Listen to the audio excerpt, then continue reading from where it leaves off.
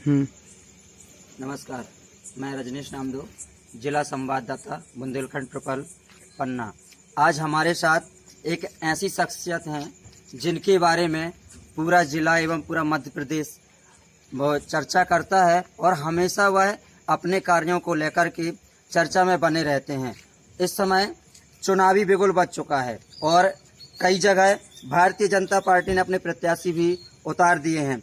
अब बीजेपी में एक ऐसी शख्सियत नया कदम रखने जा रही है जो अपने पवई विधानसभा से अपने दावा कर रहे हैं विधायकी के लिए। आज हमारे साथ संजय नगाजी भाई साहब, उनसे बात करेंगे कि आखिरकार वो किन मुद्दों को लेकर के और इस विधानसभा क्षेत्र में उतरना चाहते हैं। उनके क्या उनको ऐसी कमियां लगी कि जो आज तक जो कोई और नहीं कर पाया, उनको लग रहा है जो कमियां है क्षेत्र में मैं उनको पूरा करूंगा। मैं उन्हीं भाई साहब से सवाल जवाब करूंगा। भाई साहब, आपको ऐसा क्या लगा कि आज जो आपको विधानसभा क्षेत्र में उतरने को पड़ा? नहीं, सामान्य तौर पे मैं भारतीय जनता पार्टी का एक कार्यकर्ता हूं और लगभग 20-22 वर्षों से मैं भारतीय जनता पार्टी के कार्यकर्ता के रूप में विभिन्न प्रकार के दायित्वों का निर्वहन भी किया है। जिला सहकारी केंद्रीय बैंक जैसी प्रतिष्ठित संस्था का मैं चेयरमैन भी रहा हूं। गांव-गांव और पूरे जिले भर में मैंने निचले स्तर तक काम किया है। सरकार की चाहे जन कल्याणकारी योजनाएं रही हों, चाहे किसानों के खाद बीज से लेके खाद्यान्न का विषय हो, इसको प्रॉपर सुनिश्चित करने से लेके शासन प्रशासन की जो भी योजनाएं हैं उनको नीचे तक पहुंचाने का काम किया है। और क्योंकि भारतीय जनता पार्टी अपने किसी कार्यकर्ता को ही प्रत्याशी बनाएगी, उस दृष्टि से मैं भी भारतीय जनता पार्टी के कार्यकर्ता के नाते प्रत्याशा रखता हूं। क्योंकि 2-3 चुनाव में आप सब लोग देख रहे हैं कि भारतीय जनता पार्टी ने जहां भी अपेक्षा की लोकसभा और विधानसभा चुनाव में, उसमें अपने परिश्रम से कार्यकर्ताओं के साथ में परिणाम देने का प्रयास किया है। और मैं आश्वस्त हूं कि भारतीय जनता पार्टी का प्रदेश नेतृत्व और राष्ट्रीय नेतृत्व मुझे भारतीय जनता पार्टी के प्रत्याशी के रूप में पवई विधानसभा से प्रत्याशी बनाए जाने हेतु आशीर्वाद प्रदान करेगी। और पवई क्षेत्र की जनता की भी लालसा है कि स्थानीय प्रत्याशी, अनुभवी प्रत्याशी और जो जन समस्याओं को जानने वाला हो, समझने वाला हो, उसको लेकर भारतीय जनता पार्टी का प्रत्याशी आए। और निश्चित रूप से सभी कार्यकर्ताओं की भी इच्छा है, जनता जनार्दन का भी एक प्रकार से एक आह्वान है, उसको लेके मैं उनके प्रतिनिधि के रूप में इस क्षेत्र की सेवा करना। लेकिन भाई साहब, पिछले 5 वर्षों से बीजेपी के विधायक हैं पवई विधानसभा क्षेत्र में, तो आपको ऐसा क्या कमी अपने इस क्षेत्र में लगी कि जो वो पूरा नहीं कर पाए और आप जनता के बीच में आकर के उसको कमी को पूरा करना चाहते हैं? ये हम सब लोग जानते हैं।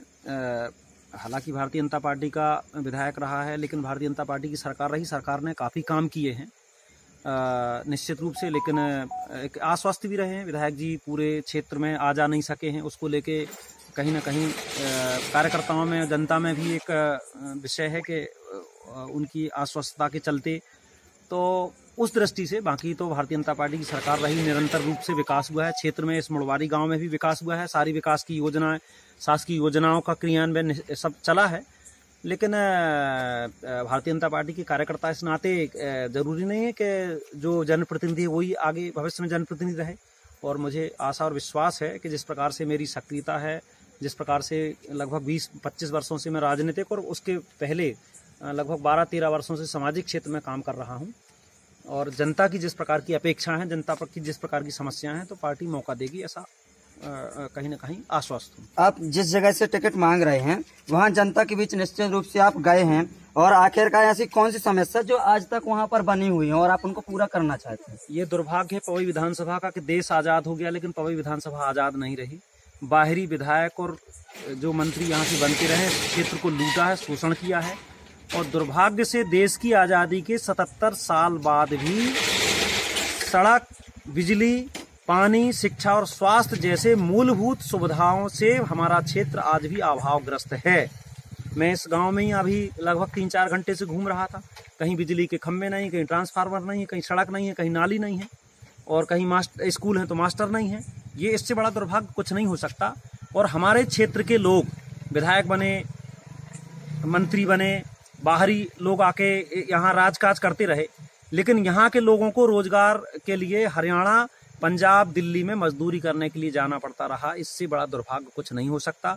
मेरा पहली प्राथमिकता यही है कि सड़क, बिजली, पानी, शिक्षा और स्वास्थ्य 5 मूलभूत सुविधाएं और यहाँ स्थानीय लोगों को शिक्षा व्यवस्था दुरुस्त करते हुए यहाँ के लोगों को स्थानीय यही रोजगार कैसे मिले, इसके लिए मैं एक मेरा संकल्प है और इसी की लड़ाई में लड़ूंगा। आप लगातार जनता के बीच में गए होंगे और उनसे मुलाकात भी होगी इतने वर्षों से, तो उनके बीच में जब आप पहुंचे तो उनके लिए क्या क्या कार्य आपने उनके बीच में जाकर के, कि उनके जो कभी कभी दिक्कतें उनको आई होंगी तो उन समस्याओं का भी निराकरण किया होगा।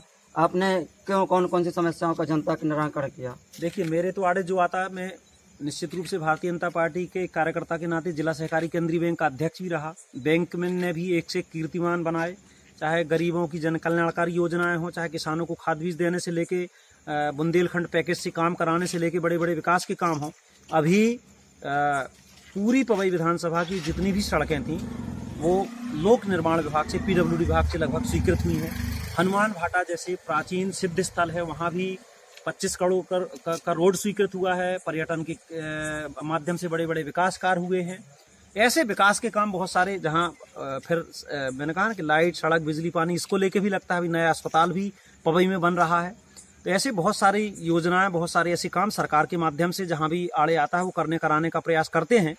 लेकिन कई बार लगता है कि इस क्षेत्र में जितना विकास होना चाहिए उतना विकास नहीं हुआ है। अभी भी पवई विधानसभा दशकों और कई वर्षों, कई पंचवर्षीय विकास में पीछे है और इसको लेके कहीं ना कहीं जब तक एक अच्छा योग्य और जुझारू आदमी जनप्रतिनिधि नहीं बनता तब तक इन समस्याओं का निदान नहीं होगा। अपने लगातार जन सेवक के रूप में भी जनता की सेवा की है, तो आपको ऐसा क्यों लगता है कि आपको बीजेपी पार्टी टिकट देगी?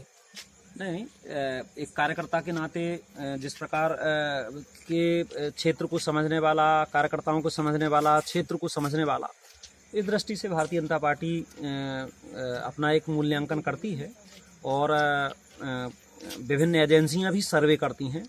तो उन सब का फीडबैक, उन सब का कुल मिला के उस दृष्टिकोण से ऐसा लग रहा कि उसमें लाइन में हूँ, इसलिए मैं अपने को भी उस पंक्ति में खड़ा हुआ पाता हूँ। और लगभग 20 वर्षों से मैं यहाँ राजनीति में हूँ, तो मेरी करनी और कथनी में अंतर नहीं है। मैं क्या हूँ ये मुझे बताने की आवश्यकता नहीं है। इस क्षेत्र की जनता और इस क्षेत्र के कार्यकर्ता कहते हैं और कहीं ना कहीं उनके आह्वान पर ही मैं कुल मिला के आगे आया हूँ और हर प्रकार की लड़ाई भी लड़ता हूँ, चाहे क्षेत्र के मान सम्मान की हो, चाहे क्षेत्र के स्वाभिमान की हो, चाहे क्षेत्र के विकास की हो, चाहे किसी प्रकार की अराजकता हो, चाहे अधिकारी कर्मचारियों को निरंकुश भ्रष्टाचार करने वाले अधिकारियों को ठीक करना हो। इन सब मुद्दों मामलों पर क्षेत्र की जनता बताएगी कि मेरी कितनी सक्रियता है और उसी दृष्टि से मैं एक कार्यकर्ता के नाते प्रयास कर रहा हूं और मुझे विश्वास है कि भारतीय जनता पार्टी का नेतृत्व मुझे मौका देगा। धन्यवाद। बहुत बहुत धन्यवाद सर। तो ये हमारे साथ थे संजय नागाइच जी, जिन्होंने अपनी समस्याओं को, ये क्षेत्र की जो समस्याएं थी उनके बारे में बताया और उन्हें क्यों भारतीय जनता पार्टी टिकट देगी, क्यों वो इस लायक हैं, उन्होंने इस बारे में बताया। तो आप लगातार हमारे साथ बने रहिए बुंदेलखंड ट्रिपल के साथ। मैं जिला संवाददाता रजनीश नामदेव, देखते रहिए आप बुंदेलखंड ट्रिपल। जयराम जी।